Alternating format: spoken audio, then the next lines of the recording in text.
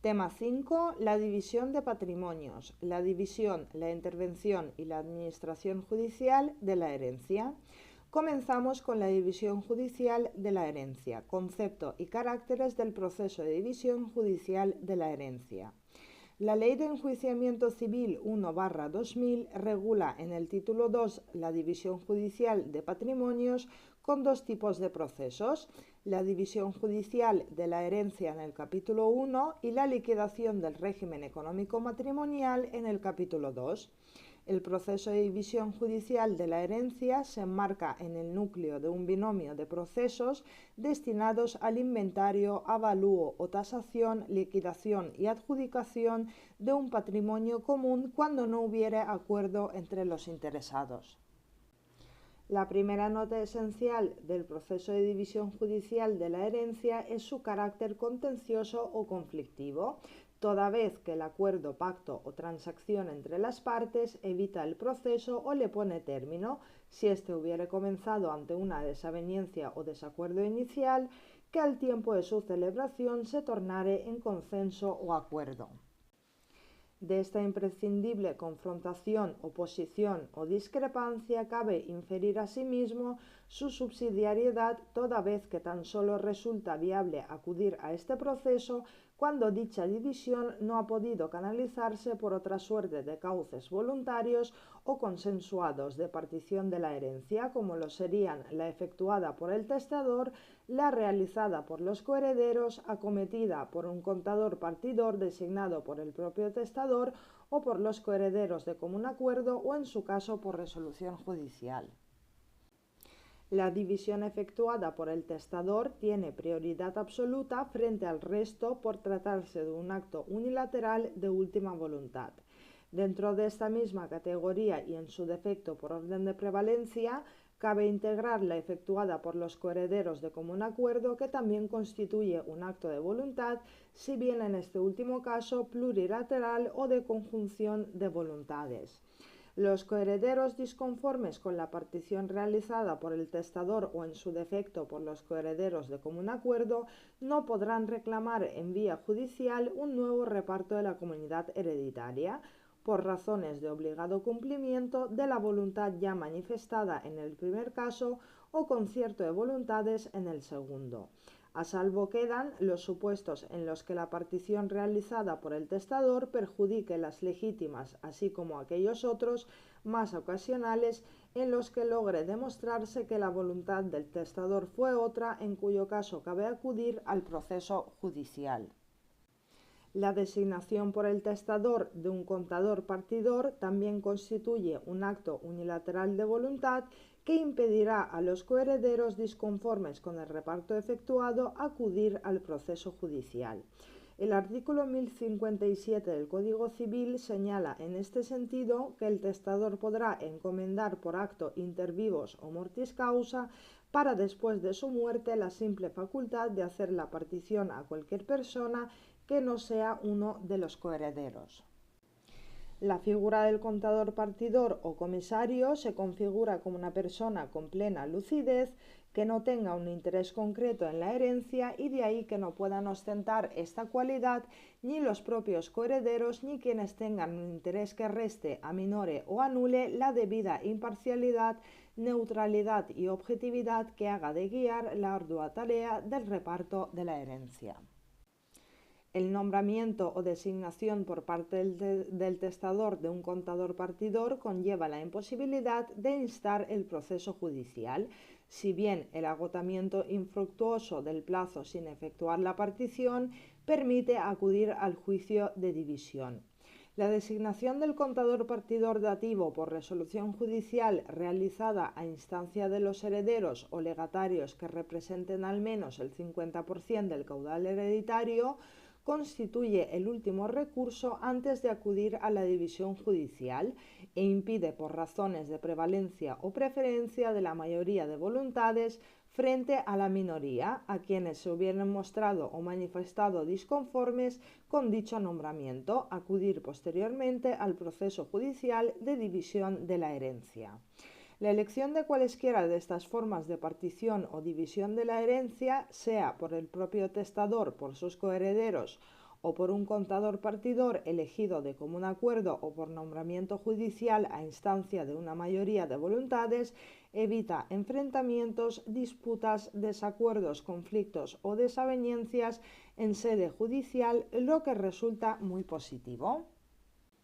La primacía del principio dispositivo se manifiesta no solo en un estadio anterior al comienzo del proceso, sino también en el desarrollo del procedimiento al que los interesados podrán poner término en cualquier momento, mediante la sobrevenida adopción de acuerdos. Este principio dispositivo se proyecta fuera del ámbito judicial, puesto que tanto el propio testador como los coherederos pueden voluntariamente comprometerse a someter los conflictos futuros en materia de división hereditaria a un arbitraje.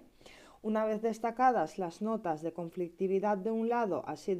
como de supletoriedad de otro, la tercera característica común a este tipo de procesos es su universalidad, toda vez que la individualización, tasación, liquidación, partición y adjudicación se proyectan sobre la totalidad de un patrimonio y no sobre bienes concretos.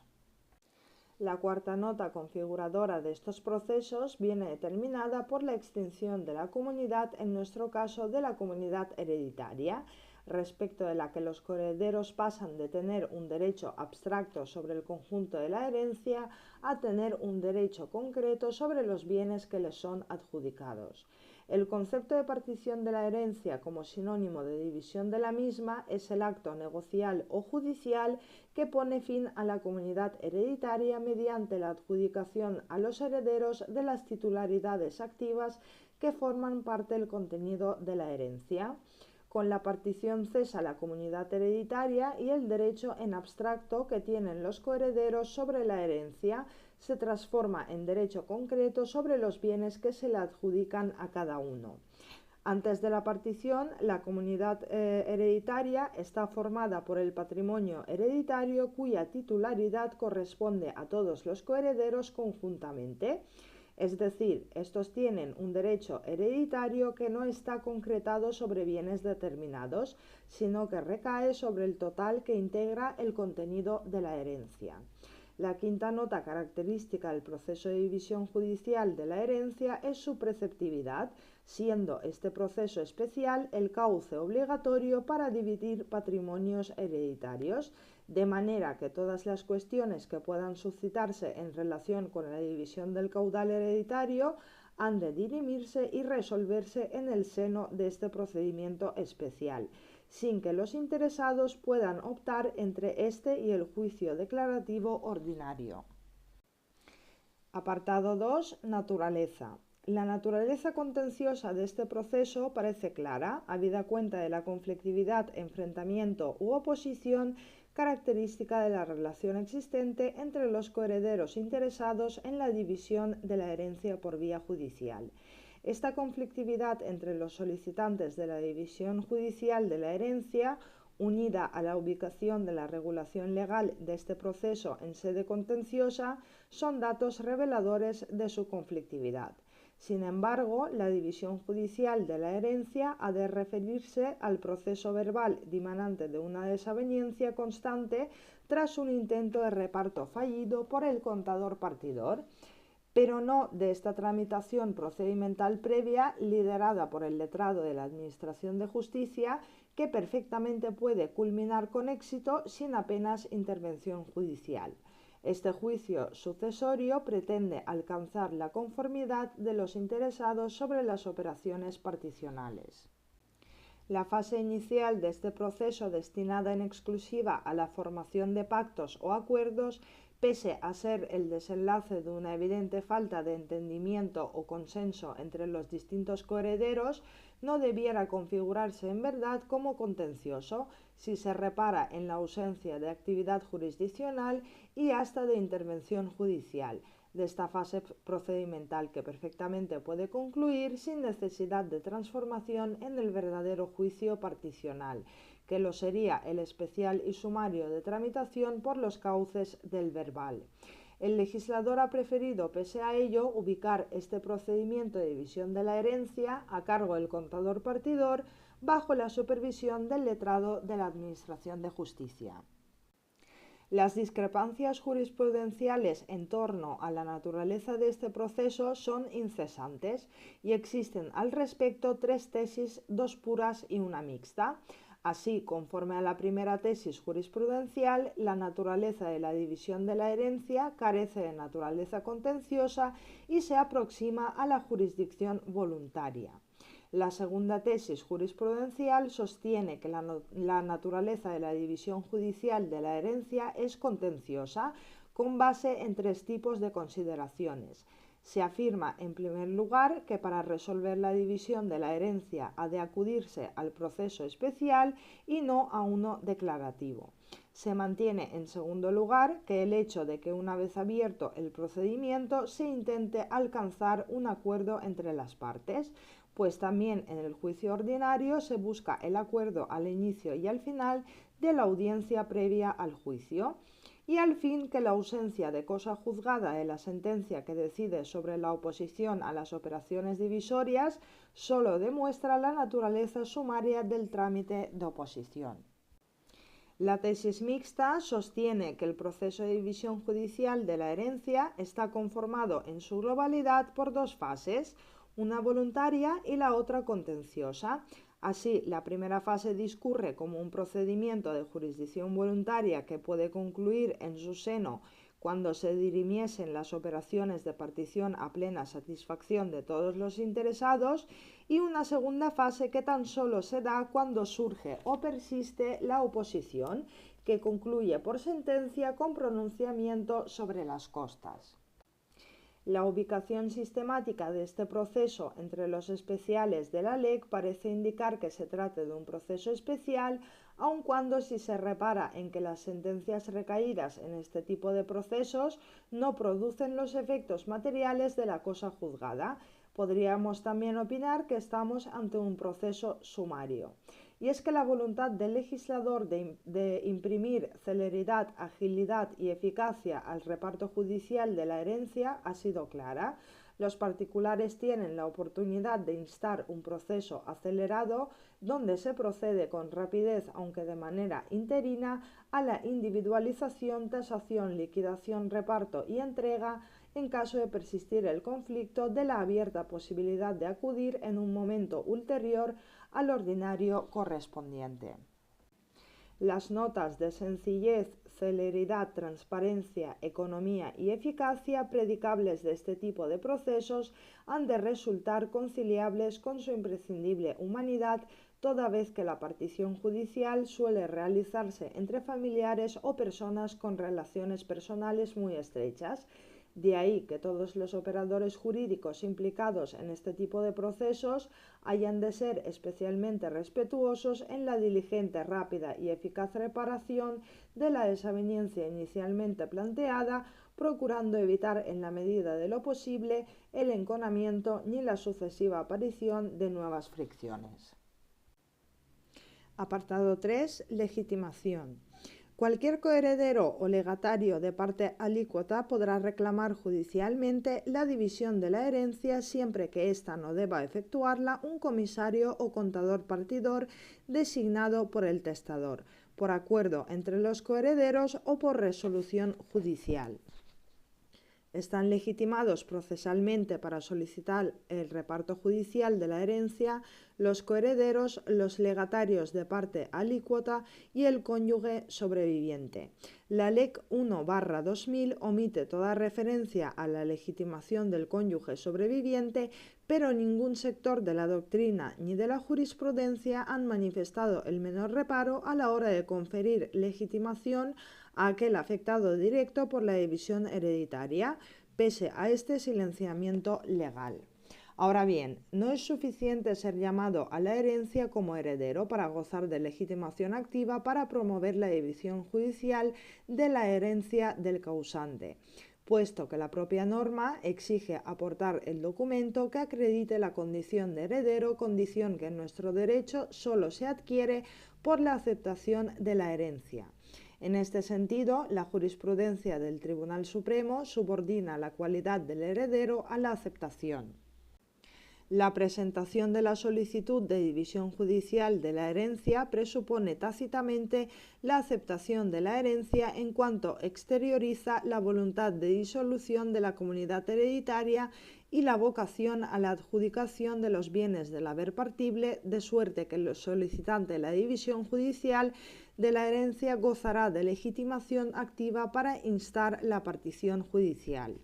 La viabilidad del proceso se hace depender de la correcta determinación, identificación e individualización de estos coherederos o legatarios de parte alícuota, merced al testamento o a la declaración de herederos en caso de sucesión intestada.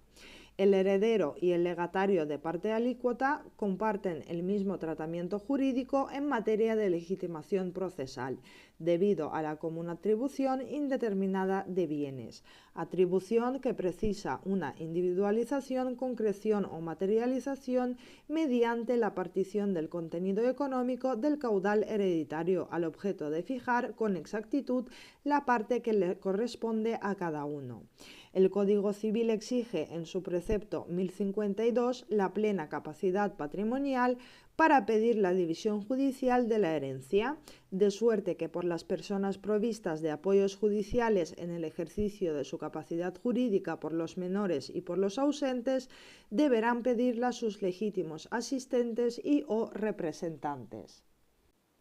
A la solicitud deberá acompañarse el certificado de defunción de la persona de cuya sucesión se trate y el documento que acredite la condición de heredero o legatario del solicitante, esto es, el testamento o la declaración de herederos.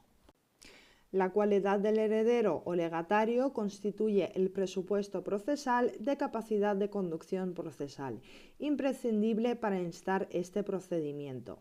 En caso de sucesión intestada, los interesados habrán de solicitar la declaración de herederos ab intestato por el cauce establecido en los artículos 55 y 56 de la jurisdicción voluntaria.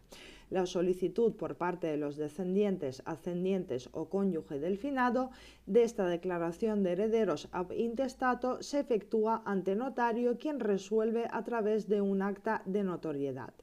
Los acreedores no podrán instar la división sin perjuicio de las acciones que les correspondan contra la herencia, la comunidad hereditaria o los coherederos, que se ejercitarán en el juicio declarativo que corresponda sin suspender ni entorpecer las actuaciones de división de la herencia.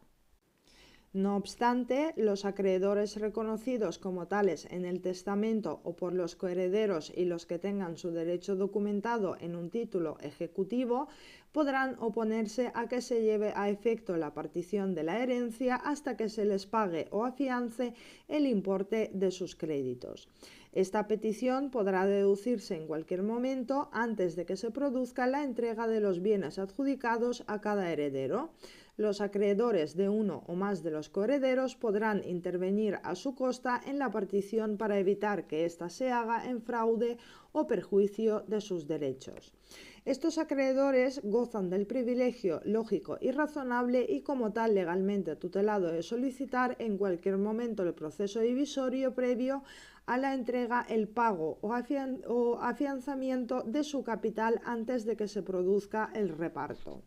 Ahora bien, la ley distingue entre los acreedores de la herencia y los acreedores de uno o más coherederos, otorgando amplias facultades de intervención en el proceso a los segundos por relación a la escasa participación de los primeros en dicho proceso, a quienes, sin embargo, se les privilegia con el aseguramiento del cobro de sus créditos antes de la práctica de la partición. La razón de esta escasa intervención en el proceso divisorio de los acreedores de la herencia estriba en que su interés se ciñe al cobro de sus créditos con cargo al caudal relicto y antes de que se perfeccione la partición, resultando irrelevante a estos efectos cómo se realice la partición y los lotes concretos que se atribuyen a cada partícipe. Cuando la motivación última de los acreedores lo es el cobro de sus créditos, la distinta posición que ocupan en este proceso los acreedores de la herencia frente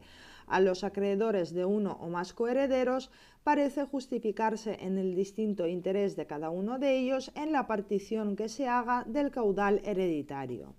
En este sentido, los acreedores de la herencia habrán de conformarse con el cobro del crédito que demuestren tener a su favor y ello se hará con cargo a la globalidad de la herencia, resultándoles por tanto indiferente a quien o quienes hubiere correspondido de habérsele adjudicado el capital que pasará a formar parte de su patrimonio antes incluso de la propia partición.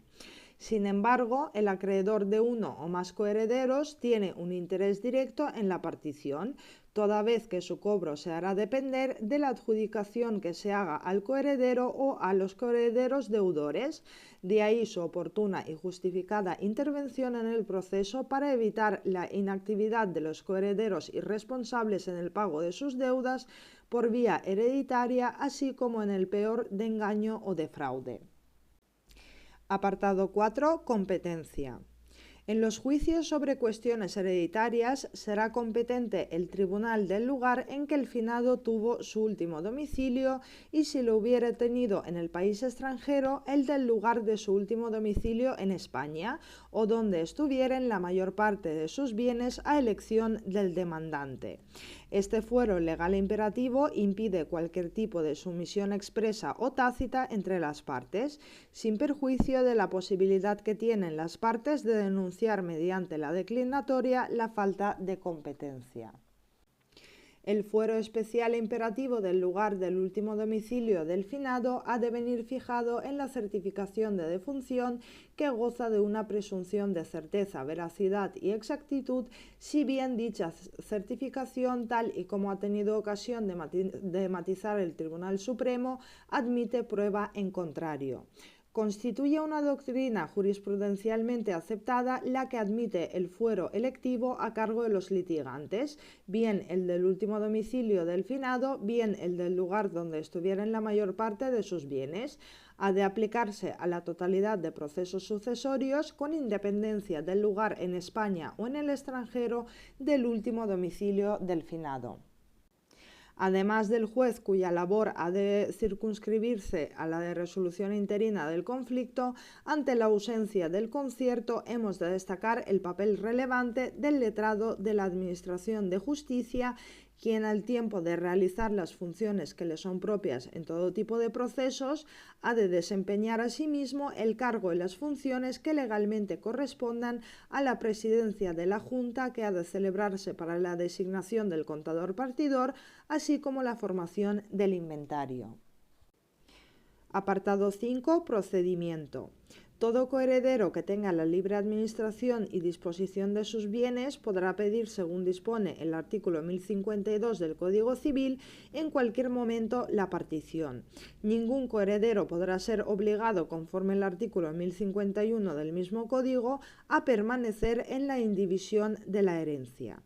La acción de división judicial de la herencia ni prescribe ni caduca, de suerte que puede ejercitarse siempre que permanezca indiviso el caudal relicto. La doctrina ha llegado a manifestar que la división hereditaria es esencial y radicalmente imprescriptible, sin que su eventual ejercicio pueda verse contradicho por un largo periodo temporal de comunidad hereditaria. Aun cuando la división hereditaria puede ser solicitada pro futuro en cualquier tiempo, el momento inicial a partir del cual puede instarse dicha partición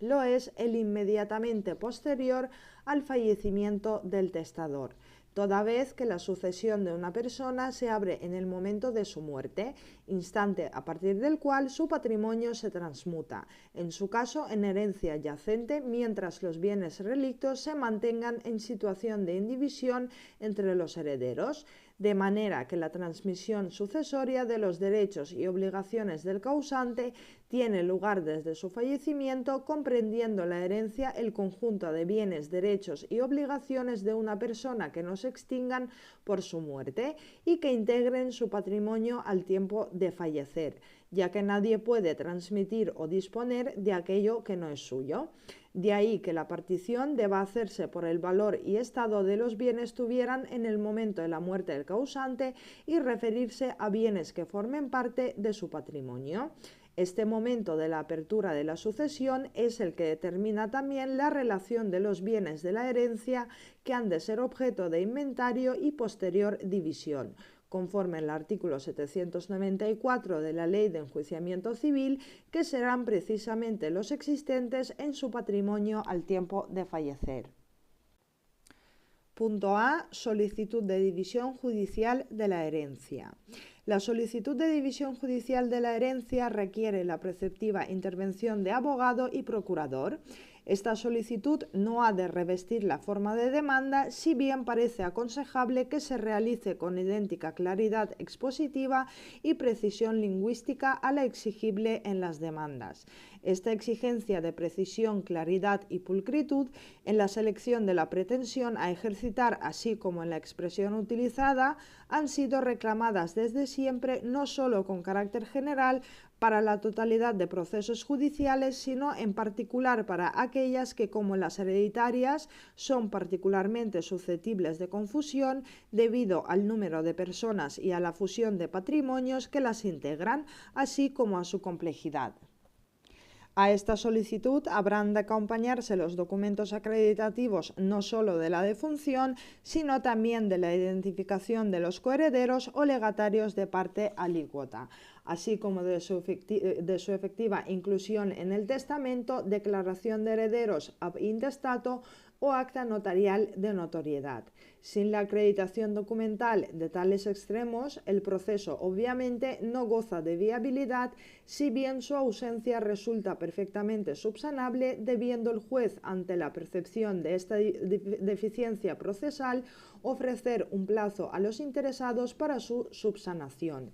En esta solicitud inicial del proceso divisorio, los solicitantes habrán de comunicar al juez la presencia de menores, personas con discapacidad, medidas de apoyo para el ejercicio de su capacidad jurídica y o ausentes, al objeto de la preceptiva intervención del Ministerio Fiscal, y asimismo resulta altamente conveniente, pese al silencio legal, que los solicitantes pongan en conocimiento del juez la existencia de otros coherederos, de personas con interés en la división y, en su caso, de los acreedores de los coherederos con derecho a intervenir. El letrado de la Administración de Justicia supervisará el efectivo cumplimiento de los presupuestos procesales para tener por admitida esta solicitud y dará cuenta al tribunal cuando perciba la ausencia de alguno para que resuelva sobre su admisión. Una vez solicitada la división judicial de la herencia, se acordará la intervención del caudal hereditario y la formación del inventario. Punto B. Convocatoria de junta para la designación de contador y peritos. El letrado de la Administración de Justicia convocará a junta a los herederos, a los legatarios de parte alícuota y al cónyuge sobreviviente. La citación de los interesados que estuvieren ya personados en las actuaciones se hará por medio de procurador. A los que no estuvieren personados se les citará personalmente si su residencia fuere conocida. Si no lo fuere, se les llamará por edictos.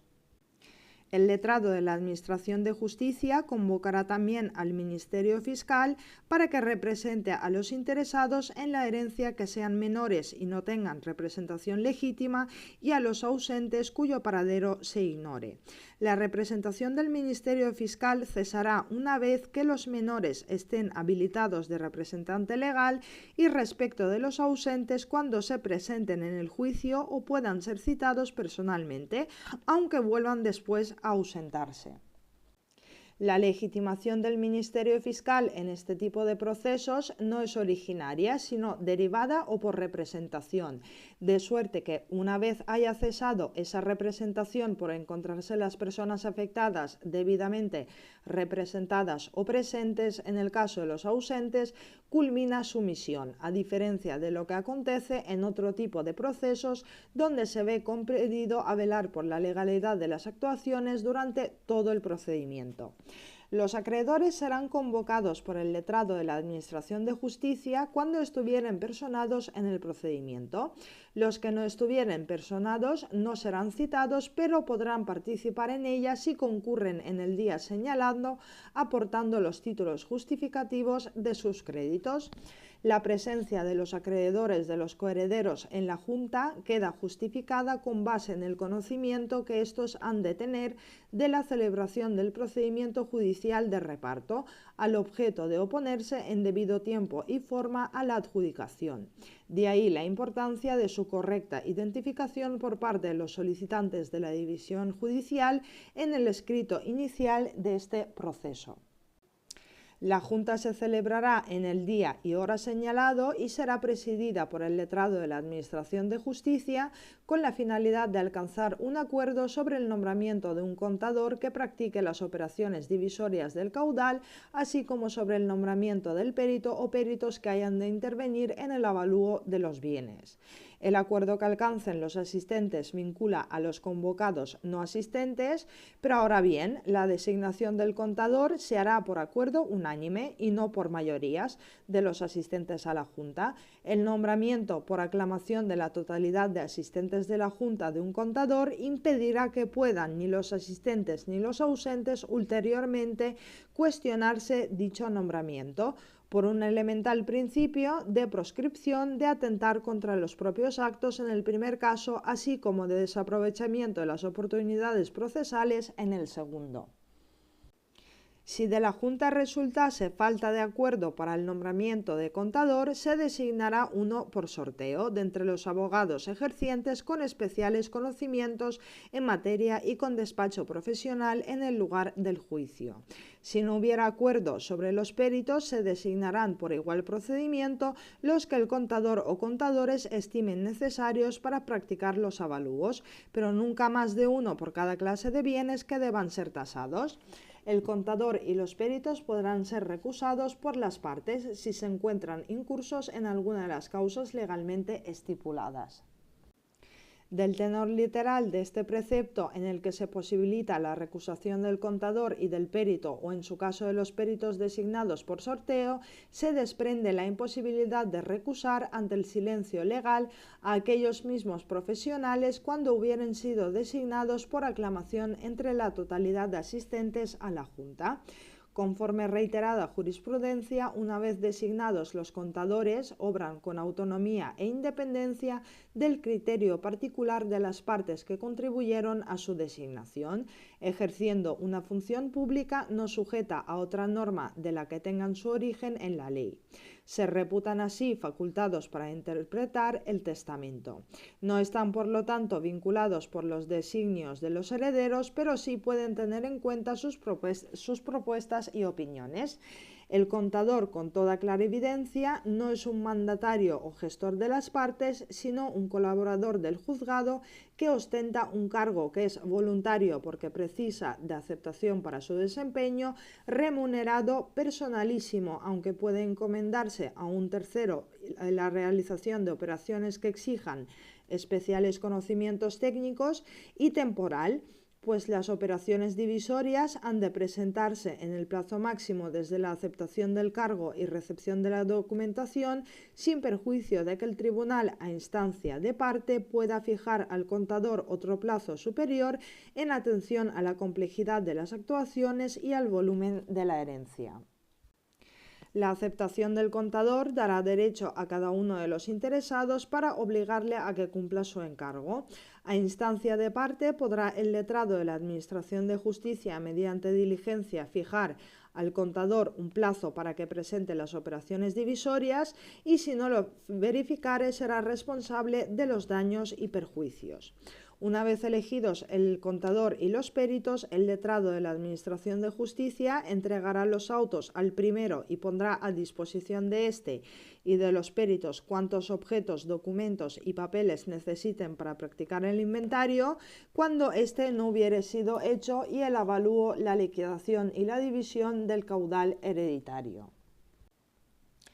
Punto C. Práctica de las operaciones divisorias. El contador realizará las operaciones divisorias con arreglo a lo dispuesto en la ley aplicable a la sucesión del causante, pero si el testador hubiere establecido reglas distintas para el inventario, avalúo, liquidación y división de sus bienes, se atenderá a lo que resulte de ellas, siempre que no perjudiquen las legítimas de los herederos forzosos. Las operaciones divisorias deberán presentarse en el plazo máximo de 2 meses desde que fueron iniciadas y se contendrán en un escrito firmado por el contador en el que se expresará 1. La relación de bienes que formen el caudal partible, 2. El avalúo de los comprendidos en esa relación y 3. La liquidación del caudal, su división y adjudicación a cada uno de los partícipes. Estas operaciones divisorias vienen integradas por 4 periodos o fases interconectadas, aunque claramente diferenciadas: el inventario, el avalúo, la liquidación y la partición o división. La interconexión cronológica de unas fases con otras tan solo serán susceptibles de tasación los bienes que se hubieren inventariado previamente, al tiempo que tan solo podrán liquidarse aquellos que hubieran sido valorados o cuantificados económicamente en un momento anterior. Y la división y subsiguiente adjudicación dependerá al fin de la tasación y liquidación ya realizadas en esta ininterrumpida cadena de actuaciones matemático-jurídicas. No ha de suponer ello fusión ni mucho menos confusión de todas ellas. El contador habrá de preservar en la medida de lo posible la individualidad y autonomía de cada una de estas fases, que es el inventario, tasación, liquidación y adjudicación. El inventario habrá de estar conformado por la totalidad de bienes y derechos debidamente enumerados, concretados e individualizados que integran la comunidad hereditaria. En el inventario han de computarse asimismo, conforme al artículo 1063 del Código Civil, las rentas y los frutos que cada uno de los coherederos hayan percibido de los bienes hereditarios, las impensas útiles y necesarias hechas en los mismos y los daños ocasionados por malicia o negligencia. Ahora bien, los frutos a los que se refiere el anterior precepto han de ser los efectivamente percibidos, es decir, los producidos y devengados desde el día en que se abrió la sucesión, pero no aquellos otros que pudieran percibirse como posibles, potenciales o hipotéticos. En consecuencia, no puede exigirse que se aporte al caudal relicto el importe de las rentas o frutos que se podrían haber percibido pero no se han percibido, puesto que dichos futuribles, posibles o hipotéticos frutos quedan al margen de lo dispuesto en el precepto del Código Civil. La formación del inventario es un acto procesal no jurisdiccional en el que no interviene el juez y por ello carece de estructura contenciosa. Los interesados habrán de presentar la relación de bienes y cargas que entienden deben integrar el activo y el pasivo del inventario, de tal forma que solo si las partes no se pusieren de acuerdo sobre los bienes o partidas del inventario, se les citará a una vista por los trámites del juicio verbal, en la que se les oirá y se fijarán los hechos controvertidos, sobre los que propondrán y practicarán las pruebas propuestas que el juez considere pertinentes, finalizando el procedimiento por sentencia. Cuando el objeto litigioso del juicio verbal hereditario se encuentra integrado por las controversias suscitadas al tiempo de formar el inventario, la labor del juez ha de limitarse a resolverlas, de suerte que las partidas del inventario sobre las que hubiera existido acuerdo quedan excluidas de este objeto. El juez habrá de limitarse, pues, por el principio de congruencia, a dirimir en el proceso divisorio las controversias suscitadas en torno a las propuestas de formación de inventario, inclusión o exclusión de bienes formuladas en el momento de su elaboración, pero no aquellas otras que los coherederos pretendan integrar en un momento ulterior, cual sería en el propio juicio verbal, ni mucho menos en apelación, momentos en los que ya no resulta factible alterar el objeto del proceso ni modificar los términos del debate. El avalúo constituye la labor de valoración, tasación o cuantificación económica de los bienes que integran el caudal hereditario, resultando evidente que el momento en que deben ser valorados estos bienes que integran el activo del inventario y sus relativos ajustes será el del momento en que hayan de estar dispuestos para su entrega o adjudicación. La liquidación es una operación jurídico-matemática merced a la cual las deudas hereditarias han de descontarse del haber del caudal hereditario para fijar qué bienes y derechos conforman montante activo de la comunidad o concierto definitivo de los bienes.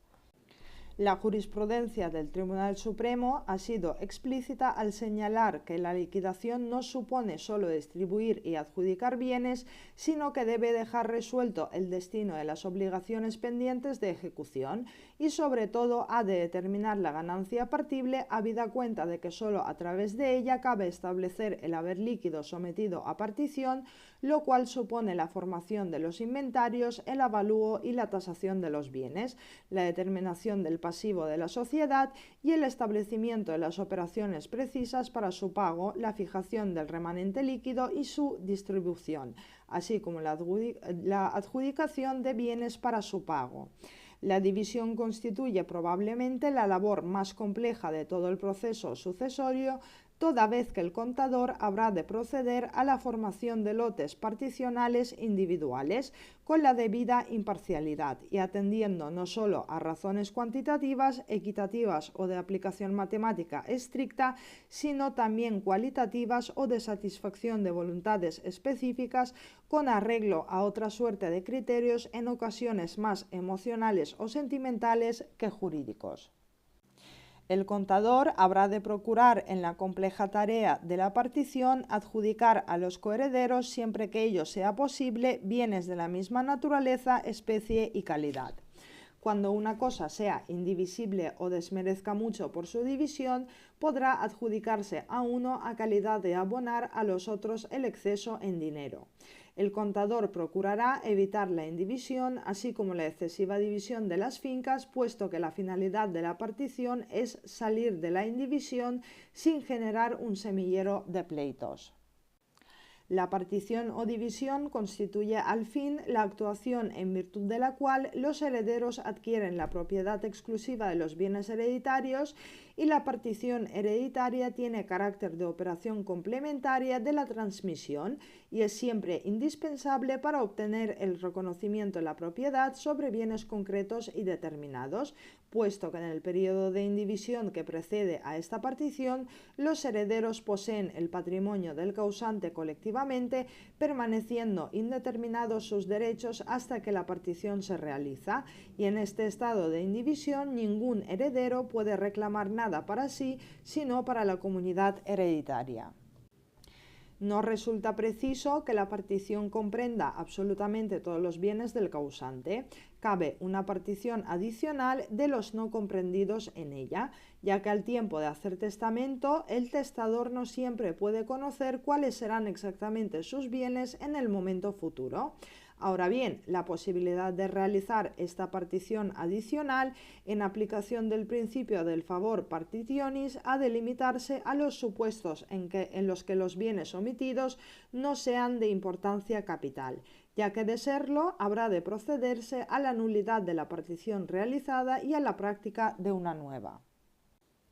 El letrado de la Administración de Justicia dará traslado a las partes de las operaciones divisorias, emplazándolas por 10 días para que formulen oposición. Durante este plazo podrán las partes examinar en la oficina judicial los autos y las operaciones divisorias y obtener a su costa las copias que soliciten. Pasado dicho término sin hacerse oposición o luego que los interesados hayan manifestado su conformidad, el letrado de la Administración de Justicia dictará decreto aprobando las operaciones divisorias, mandando a protocolizarlas. La culminación de este proceso con un decreto del letrado tras la elaboración de la partición por parte de un contador y sin ulteriores confrontaciones supone un triunfo de nuestro sistema procesal, toda vez que una tarea tan difícil como la división hereditaria ha sido resuelta con mínima intervención judicial, así como las debidas garantías procesales sin grandes costes económicos ni psicológicos para las partes, y con la agilidad, celeridad y rapidez exigibles en este tipo de cuestiones, donde el paso del tiempo tan solo sirve para oscurecer, entorpecer o enturbiar las relaciones particionales. Cuando en tiempo hábil se hubiere formalizado la oposición a las operaciones divisorias, el letrado de la Administración de Justicia convocará al contador y a las partes a una comparecencia ante el tribunal que se celebrará dentro de los 10 días siguientes. El coheredero o los coherederos disconformes con las operaciones divisorias habrán de especificar en esta oposición, formulada por escrito con expresión de los puntos de las operaciones divisorias a que se refiere y de las razones en las que se funde, con la debida claridad, precisión y rigor cuáles son las causas materiales o procesales de esta oposición, al inventario, al avalúo, a la liquidación, a la adjudicación o tan solo a alguna o algunas de estas fases procesales, con la presentación de la oportuna documentación complementaria. De no expresar alguna de las causas de oposición, perderá la oportunidad de alegarlas posteriormente, toda vez que este es el momento procesal en el que queda definitivamente conformado el objeto procesal del juicio verbal.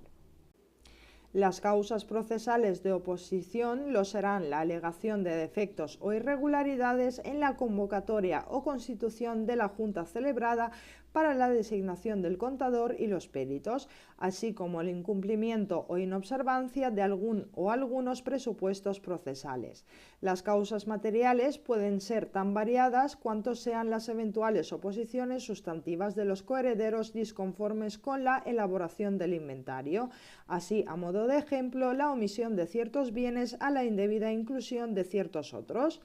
con la tasación de los bienes que lo integran, entre otras la injustificada, arbitraria o irrazonable valoración por exceso o por defecto de ciertos bienes o la inobservancia del avalúo pericial. Con la liquidación del caudal hereditario, la incorrecta cuantificación de las deudas, el erróneo desglose del activo y del pasivo, así como el consecuente desacierto en el cálculo definitivo del haber hereditario, y o al fin la partición, con una adjudicación irrespetuosa con la voluntad del testador, con las normas de reparto y o con la razonable igualdad del contenido de los lotes de esta comunidad patrimonial.